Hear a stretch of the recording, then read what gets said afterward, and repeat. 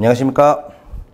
자, 지금은요 전기산업기사 나왔던 문제들을 보관해서 풀어보는 시간을 가질 거고요.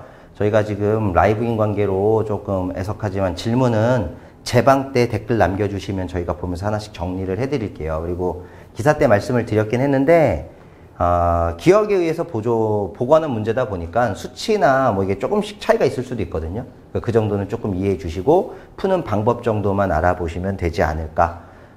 물론 지금 논란이 되는 얘기들이 많죠. 뭐 기사는 아까 시퀀스 같은 문제들, 시퀀스 같은 것들 이렇게 좀 논란이 되는 거고, 산업기사가 논란이 되는 건 난이도가 너무 어려웠어요 라고 하는 논란이 좀 있더라고요. 그리고 뭐 공사 같은 경우는 시퀀스 나오면 안 되는데 시퀀스 나왔네요 라고 하는 논란이 좀 있는데, 이번 시험 왜 그랬는지 잘 모르겠어요. 그리고 없어진 규정을 내기도 하고요. 뭐 이제 한번 이렇게 했으니까 정신 바짝 차리지 않을까, 그들도. 저는 그렇게 생각을 하고요. 1번부터 한번 보도록 하겠습니다.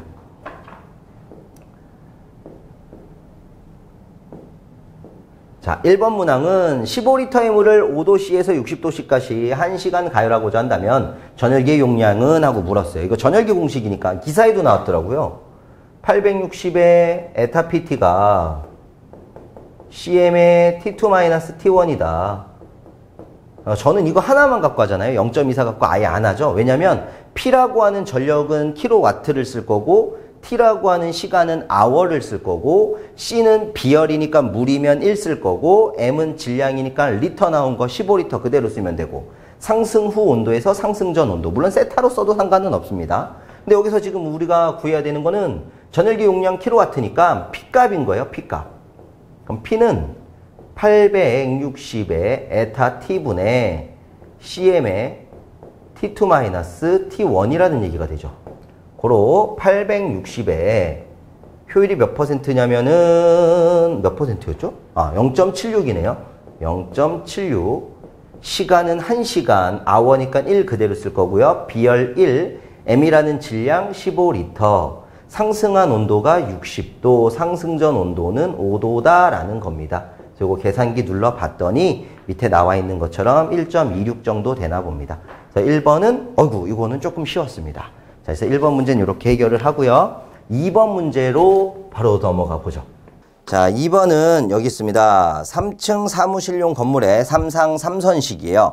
6000V를 200V로 강압하여 수전하는 설비가 있다. 각종 부하 설비가 표와 같을 때 참고 자료를 이용해서 물음에 답하세요 라고 나왔는데, 보일러 펌프, 오일기어 펌프, 온수 순환 펌프 등 난방 관계에 대한 게 나와 있고, 공기 조화 관계, 급수 배수 관계, 기타 관계가 나와서 각종 상용 하계 동계에 따른 값들이 존재하고 있습니다. 거기에 용량들도 다 제시가 되어 있어요. 자, 일단 문항을 보기 전에 표를 또 하나 살펴보면 조명하고 콘센트 부하 설비에 관련된 총 용량 값도 나와 있고요.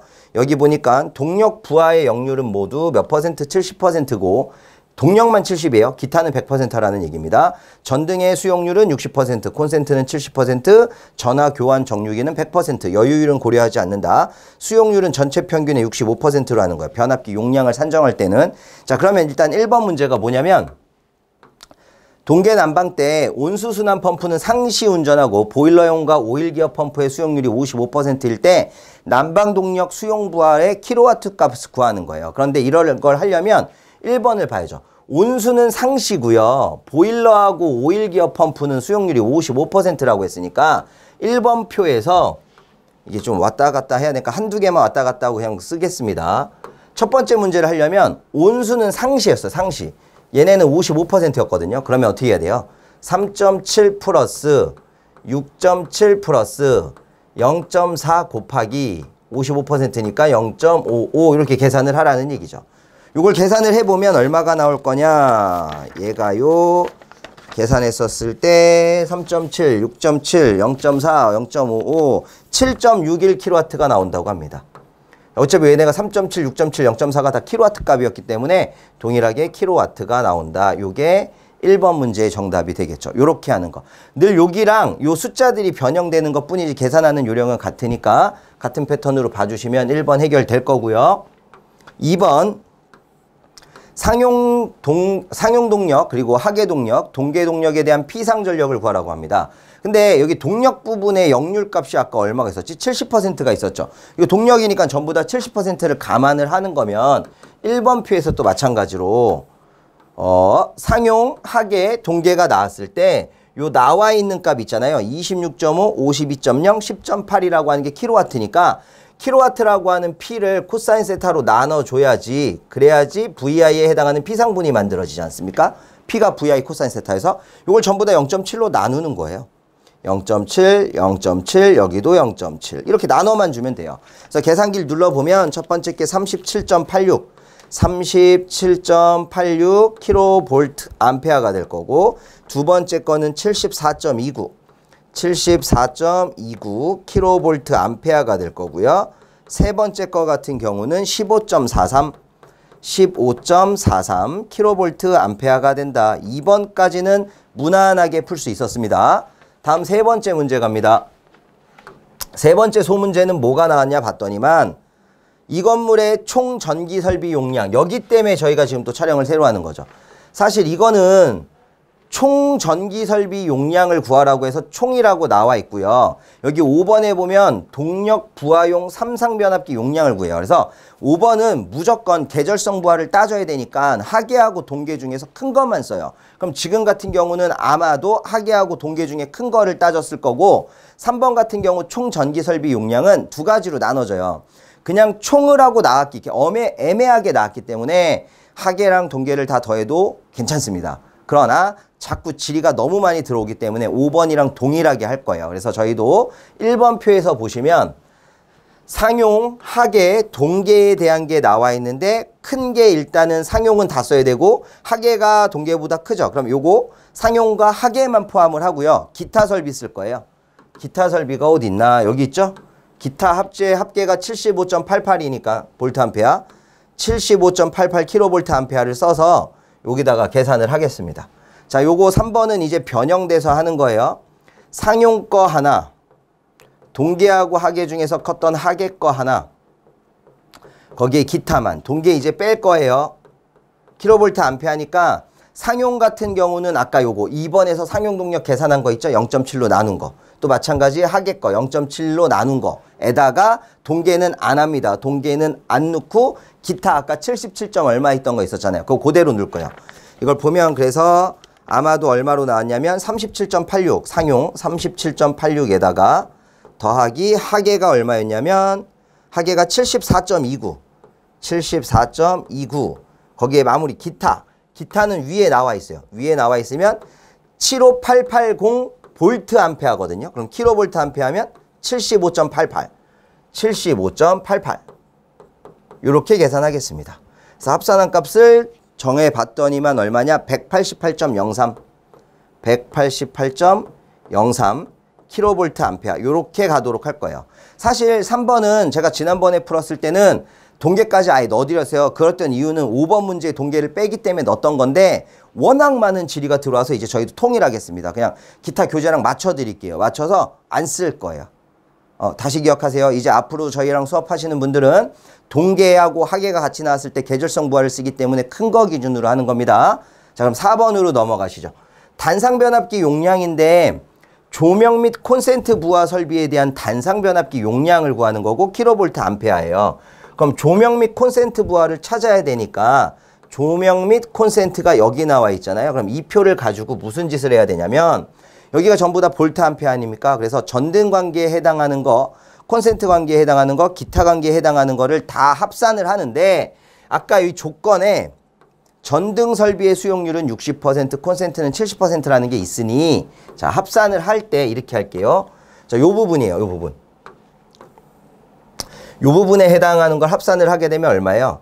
킬로로 바꿀 거니까 0.52 플러스 1.12 플러스 45.1 플러스 1.2 해놓고 곱하기 얘가 60%였나?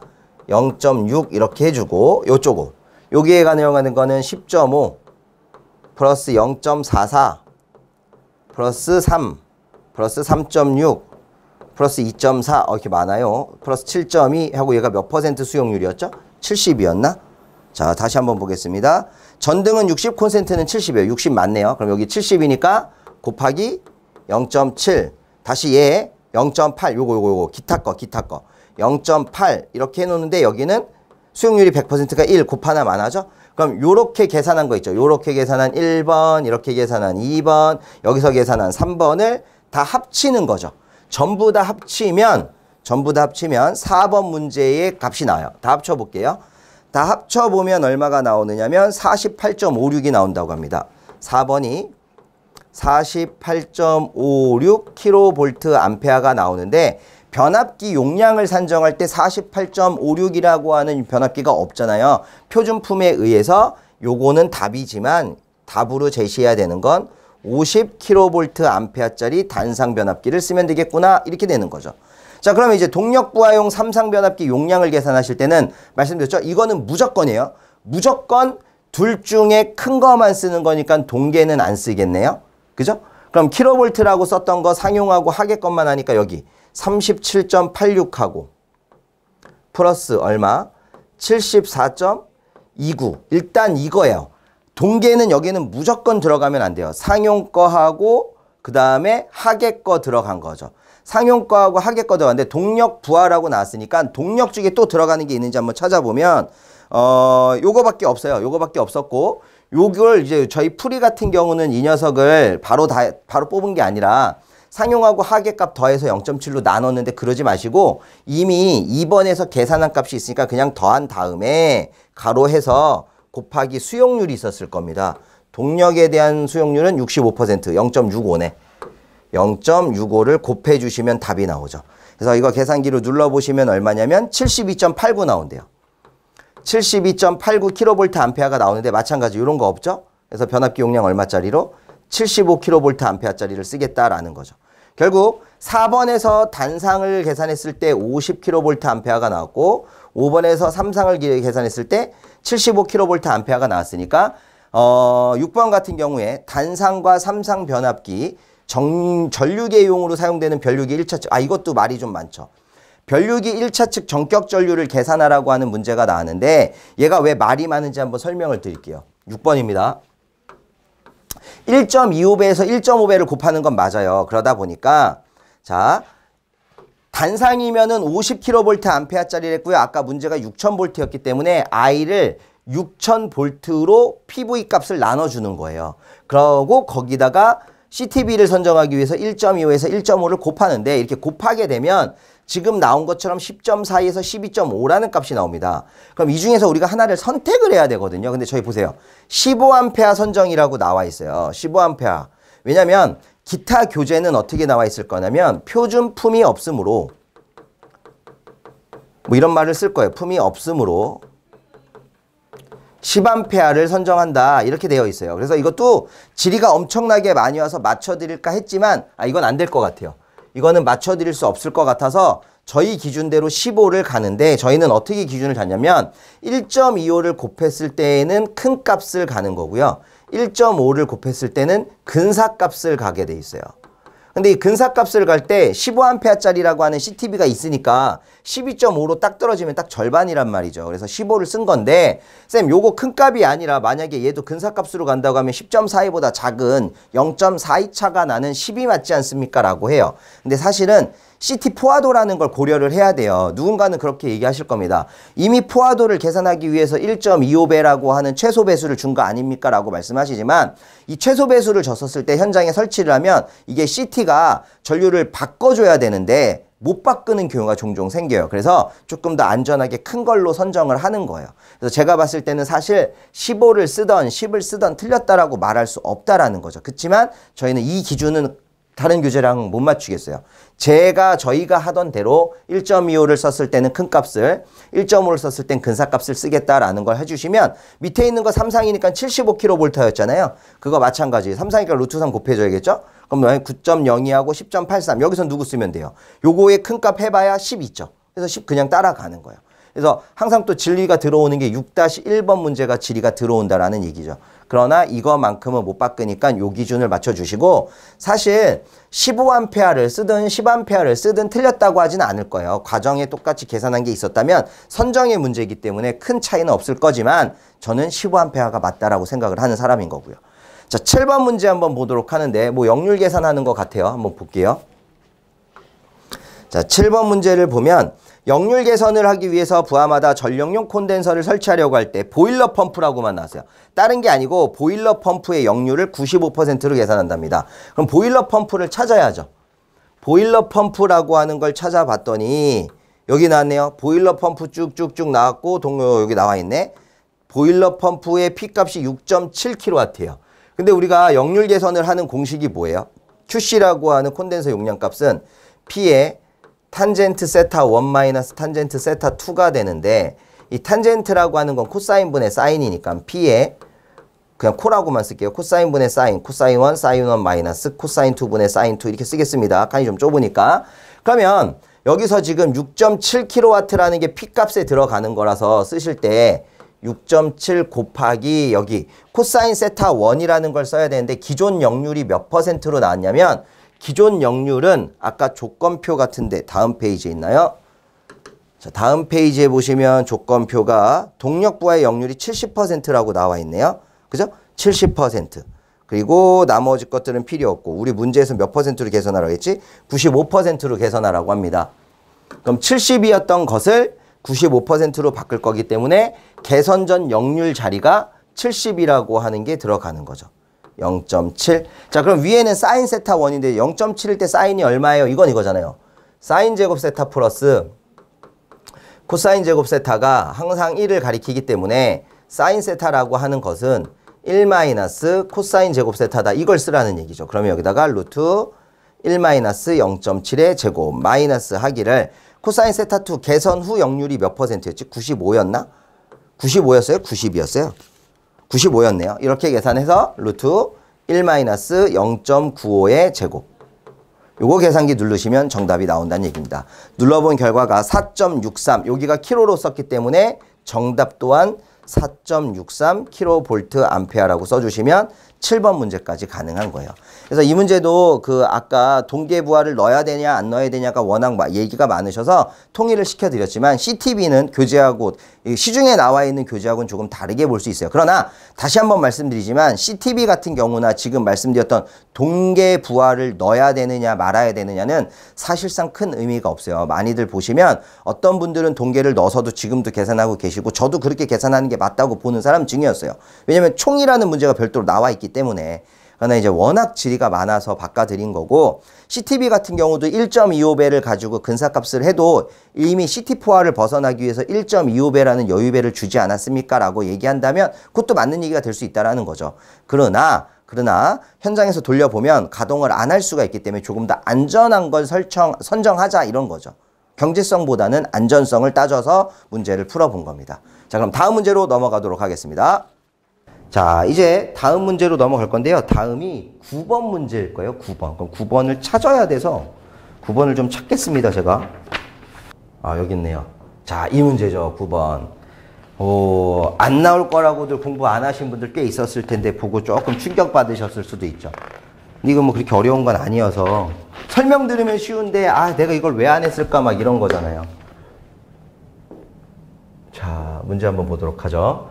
그림과 같이 V결선과 Y결선된 변압기 한 상의 중심 O에서 110V를 인출하여 사용하고자 한다. 다음 각 물음에 답하세요 라고 나와 있는데 V결선이고 Y결선이에요. 선생님, 근데 요거 하실 때 사전 지식이 조금 필요하긴 해요. 뭐냐면 델타 결선 같은 경우를 평형삼상일 때 벡터도 그리면 VAB, VBC, VCA 이거 뭐 이제 1차 회로할 때 많이 했었던 얘기가 되죠. 이렇게 표현을 하고요.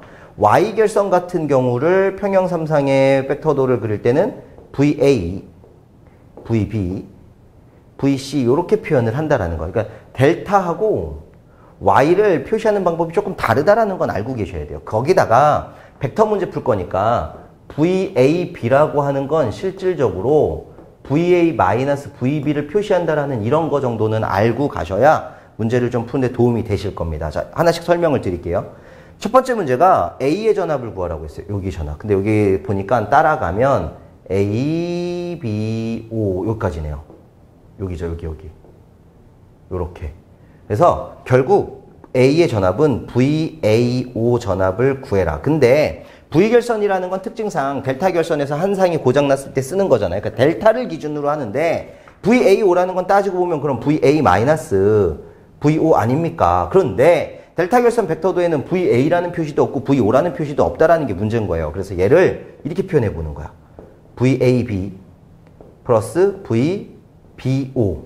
자, 이렇게 한번 해볼게요. 이게 무슨 얘기냐면 앞에 있는 VAB는 VA 마이너스 VB가 되는 거고요. 플러스 하나 붙여주고 VBO는 VB 마이너스 VO가 될 거니까 VB들이 없어지면 VA 마이너스 VB라고 했던 기본 모양이랑 똑같다는 거죠. 결론은 그러다 보니까 VAO는 VAB 더하기 VBO를 계산하라는 거구나. 이걸 찾을 수 있다는 거예요. 그러면 VAB라고 하는 건 여기 아닙니까? 여기.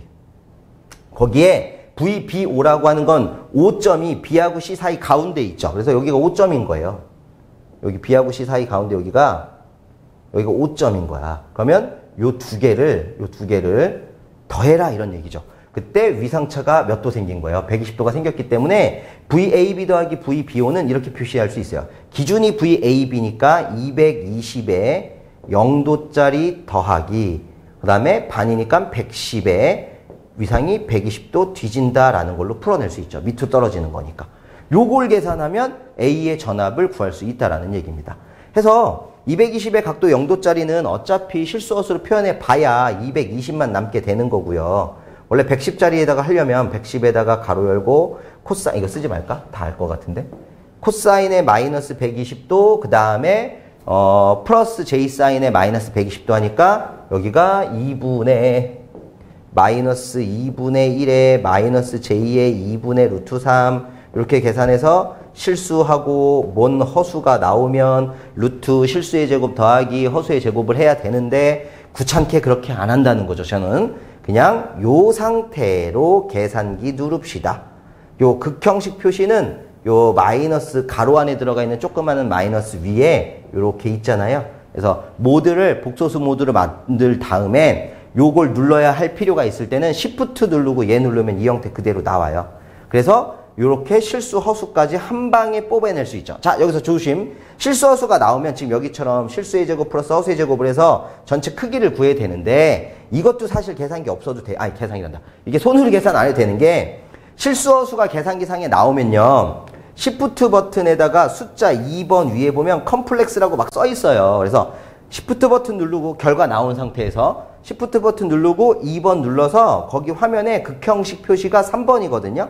3번 누르면 크기랑 각도로 표현이 된다는 거예요. 그래서 그 크기만 읽어내면 정답이 돼요. 그래서 이건 좀 그렇게 편하게 구하실 수 있다는 거죠. 계산기 하시는 게 훨씬 더 이런 풀이보다 나으실 거예요. 여기까지만 기억하고 계시면 할 수 있습니다. 자, 다음 거 보죠. 2번은요. 위 그림에서 VB의 전압을 구하시오라고 했어요. 여기에서 VB인데 B가 여기 있네요. B가 여기 있고 얘는 따라가 보니까 요렇게 얘도 VAO네. 얘도 VAO인데 자, 요거는 Y결선이잖아요. Y결선. 그래서 Y결선일 때도 마찬가지 VA-VO로 표시하면 돼요. 그러면 Y결선일 땐 VA, VB, VC로 표현이 되니까 O라는 게 C 사이에 있죠. 그래서 C 사이에 여기가 O가 되는 거죠. 여기가 O. 그러면 이제 아까 한 것처럼 VA라고 하는 이거에서 빼기 해라. 이만큼을 이런 얘기 아니겠습니까? 그래서 VA가 220에 0도이고요. VO라고 하는 건 지금 얼마냐? 110에 위상은 몇 도 앞서고 있습니까? 120도 앞서고 있다 이거겠죠? 그래서 똑같이 실수허수로 표현하셔도 좋고 제가 말씀드린 대로 계산기로 바로 하셔도 돼요. 그래서 계산기 바로 해보시면 얘가 얼마가 나왔냐면 291.03 291.03이 똑같이 나옵니다. 이 상태에서 루트 뭐 이렇게 하는 게 아닙니다. 요 극좌표 그대로 찍어서 계산하라는 얘기예요. 극좌표 그대로 찍어서. 자, 세 번째 문제. 위 그림에서 C의 전압을 구하세요 라고 나와 있어요. C면 여기죠? 여기는 보면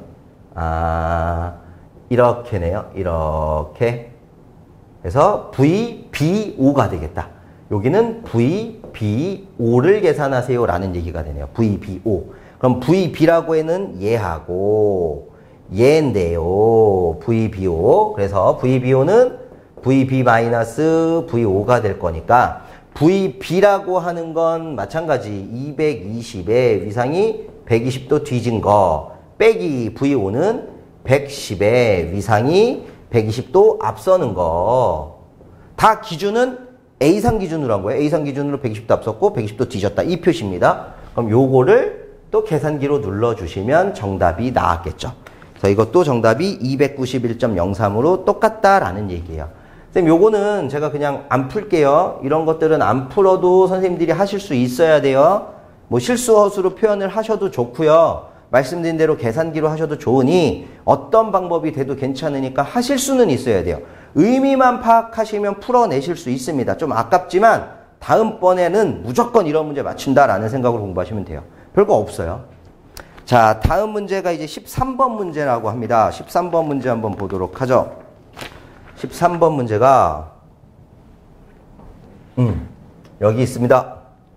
그림과 같은 무접점 릴레이 회로에 출력식 Z를 구하고, 야, 이것도 되게 예전에 나왔던 문제인데 이거를 이렇게 수업해도 되나 모르겠어요. 저희 수업할 때 오화 게이트, 그러니까 이입력 엔드 회로하고 이입력 오화 회로를 아무리 설명을 해도 모르시는 분들한테 쌤 이거 봐봐, 이렇게 하면 N자 아니요, 그럼 이거 엔드지 뭐, 이렇게 설명했거든요. 만약에 이렇게 돼 있잖아. 이렇게 돼 있으면 이렇게 하면 R자 아닙니까? 오화 아니에요, 이렇게 설명하기도 해요. 이거 필살기인데 그 필살기가 나온 거예요. 그러니까 지금은 내가 여기서 이렇게 설명해 드릴 수는 없고. 자, 가정을 좀 해보겠습니다. A하고 B 있는데 다이오드가 있잖아요. 다이오드는 여기가 플러스 마이너스여야지 도통 순방향이 돼서 전류가 흐르는 거고, 반대면 전류가 안 흐르죠. 이때 여기다가요, 저희가 기본적으로 생각해야 되는 게, 사실 요 그림 말고 스위치가 있는 거를 하나 생각을 하면 조금 편하기는 하거든요. 실은 요렇게 하나 있다라고 치고, 여기 스위치가 있습니다. 또 여기도 요렇게 이어지는 거예요. 다이오드랑 이렇게 해서 스위치가 하나 있어요. 그래서 위쪽을 여기가 뭐 플러스고 여기가 0이니까 여기가 1, 0, 여기가 1, 0 이렇게 위를 1로 아래를 0으로 보는 거예요. 그런 다음에 진리표를 하나 만들어서 입력 변수 A, B에 출력을 Z라고 했고, 빵빵, 빵1, 1빵, 11일 때 출력이 어떻게 나오는지를 생각하면 얘가 AND냐, OR냐는 걸 찾을 수 있죠. 자, 이건 얘기죠. 뭐냐면 만약에 A하고 B가 둘 다 빵이래요. 그럼 아래 가서 스위치가 이렇게 붙어있는 상태잖아요. 그러면 위에서부터 전이차가 발생해서 이렇게 전류가 파란색 타고 흐를 거고, 또 이렇게 와서 여기도 타고 흐르겠죠. 결국 무슨 얘기냐면 저항 아래 전류가 흐르니까 전압 강화가 생긴 거예요. 그럼 이미 여기서 전압 강화가 생겼던 경우니까 출력에서 나올 수 있는 전이차가 존재하지 않는다라는 거죠. 그러면 이때는 출력이 빵이구나 라고 보는 거야. 그런데 A는 여기로 붙었어. 빵으로 붙은 게 맞는데 B가 1로 붙었대요. 그렇다 하더라도 이쪽으로는 전류가 못 흐릅니다. 등전이가 되니까 당연히 전류가 못 흐르지만 위에 붙어있는 쪽으로는 전류가 흐르겠죠.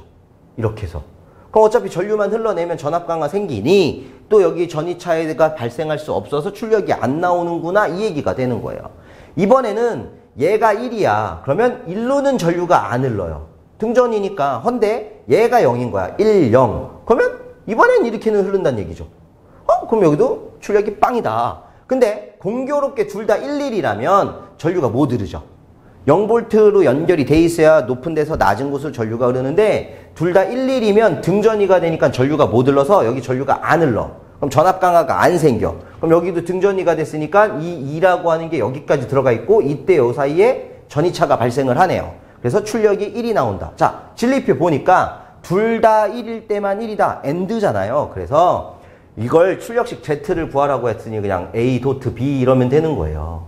타임 차트를 그리래? 나와 있는 타임 차트가 뭐였는지 모르겠지만 뭐 지금처럼 이렇게 나와 있었다라고 하면 공통이 되는 부분만 찾아내시면 되죠. 여기만 둘 다 눌렀을 때 동작하는 거. 그래서 뭐 필살기로 풀으셨던 분들도 계실 거고요. 사실 저는 그 연락받고 되게 좋았거든요. 쌤이 해준 필살기로 한 문제 맞췄습니다. 이거 원래 강사들은 그런 게 좋은 건데 그랬던 문제가 되겠습니다. 자, 이제는 16번 문제 한번 보겠습니다. 너무 많이 바뀌었네. 16번은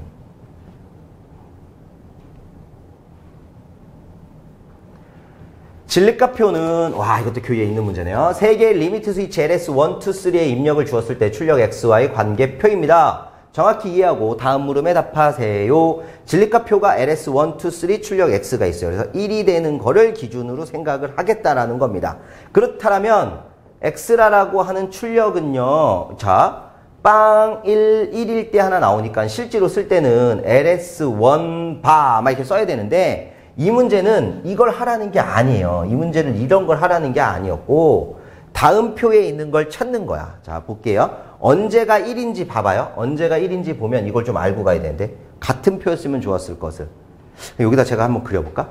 1인 게 있잖아요. 그래서 이걸 카르노 맵에다가 매칭을 시키라는 건데 이 카르노 맵을 만들어 줄 때 물론 이제 뭐 사람들마다 차이는 있겠지만 저는 그냥 1, 2, 여기는 3 이렇게 쓸게요. 1, 2, 3 이렇게 썼다고 칩시다. 그래서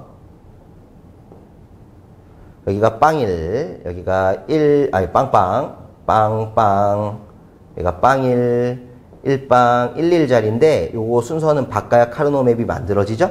LS1, 2, 3 순서로 간 거예요. 그래서 첫 번째 1이 되는 게 LS1은 빵이고 2는 1이고 3는 1일 때, 그러니까 빵 1, 1일 때를 찾는 거야.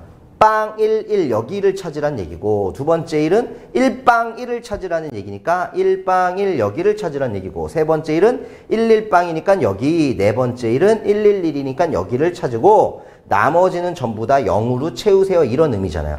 분명 이제 카르노표가 주어졌으니까 이렇게 채워넣기만 하셨으면 되지 않았을까. 그런 후에 카르노 맵의 묘미가 뭡니까? 묶는 거예요. 2의 n승계로 묶어내는 거야. 묶음의 개수가 적으면 적을수록 간략화를 잘한 거다라는 얘기잖아요. 그래서 첫 번째로 묶어놓은 거는 변화되지 않는 변수가 3은 0에서 1로 위아래니까 바뀌었고 LS1이랑 2가 1, 1로 같으니 여기서 나오는 게 LS1, LS2라는 얘기가 되고 요거 우측에 묶은 거는 변화되지 않는 변수가 3이라는 게 1로 똑같잖아. 1, 1. 그럼 여기는 1, 1, 1빵이니까 1이 안 바뀌었고 3가 안 바뀌었구나. LS1, LS3가 되는 겁니다. 요거 같은 경우는 요거는요. 안 바뀌는 게 빵 1, 1은 바뀌었고 2가 1, 1, 2하고 3가 안 바뀌는 거예요. 자, 이것도 제가 수업할 때 정 모르시겠으면요. 여기 있는 걸 써보라 그랬었어요. 여기 있는 거를 지금 1 묶음이 여기까지지. 여기까지 있는 걸 써서 하나씩 비교해 보자고 했었던 거죠. 안 바뀌는 게 뭐냐. 그래서 이거를 가지고 첫 번째 묶음을 그대로 쓰면 첫 번째 묶음은 잠깐만 참고사항을 알려드릴게. 첫 번째 묶음은 LS1, 2, 3라고 하는 거에 이렇게 두 개를 묶었으니까 첫 번째 1이 되는 게 뭡니까? LS1, LS2, 그 다음에 LS3 바. 111빵, 11빵이다. 막 이런 의미가 되는 걸 거고. 그죠? 두 번째 거는 111이니까 111이다. 그럼 여기가 1, 2, 3라고 했을 때 안 바뀌는 게 여기 있잖아. 1111. 그래서 1, 2가 돼요. 이런 의미로 해석하면 조금은 편할 수 있다. 3는 0에서 1로 바뀌니까 안 쓴다. 이런 개념이었잖아요. 이렇게 해서 세 개를 찾아놓은 다음에 뭐 하라고 했을까? 이 세 개 다음에 하라고 하는 거 한번 보죠, 이제. 카르노 도표를 보고 논리식을 썼고요. 진리표 완성시켰고 여기 도표 완성시켰고 논리식 썼고 논리식을 써야겠구나. 논리식 씁시다. 그러면 결국에 어디가 111이었지? 아까 여기 위에 거를 여기가 111 죄송합니다. 여기가 111이니까 자, 요 부분을 보는 거예요. 그래서 요 11인 거하고 요 11인 거하고 요 11에서 변화되지 않는 변수를 찾았던 게 X라는 출력으로 따져보면 LS1, LS2 더하기 LS2, LS3 더하기 LS1, LS3 이렇게 됐다는 얘기가 되는 거죠. 그래서 뭐 요 순서 써놓고 이거 가지고 요런 그림 그리는 거잖아요. 무접점 회로도로 표시하세요. 그래서 이렇게 표시해도 되고요. 그냥 선생님들 편하신 대로 하세요. 저는 뭐 LS1, 2를 먼저 늘 습관적으로 LS1하고 LS2를 먼저 써요. 그럼 두 개를 AND 게이트로 묶으세요. 그리고 두 번째 게 2하고 3잖아요. 그럼 2에서 하나 따고요. 3에서 하나 또 따는 거예요. 그래서 여기도 AND 게이트로 묶어주세요.